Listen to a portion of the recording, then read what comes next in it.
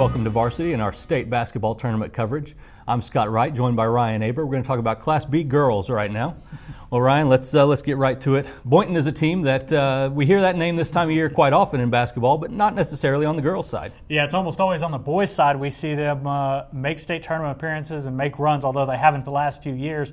But Chartice McHenry has really turned this team around the last couple of years and has them rolling right now. They've also got a pretty familiar name in Boynton in Sherry Lang. We've also heard a lot of Langs on the boys' side as those teams have made runs.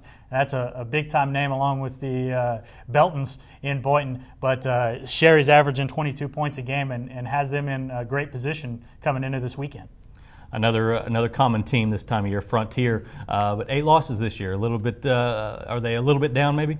Well, they've struggled a little bit the last couple of years. They're back they did win their area, but yeah, you look at that 8 losses. That's more than anybody in the field, with the exception of Varsity, who's matched up against the #1 team. But no matter what their record is this time of year, Frontier is dangerous and has the ability to make a run.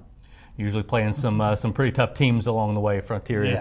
Last thing, who's your favorite Class B girls? It's got to be Sorrell. Sorrell has just been dominant against small school teams. They've only lost to one team that's been 2A or below, and that was Apache, a team they later came back to beat by 30 points. Their other losses have come to teams significantly higher in class. They've dominated even Class A teams.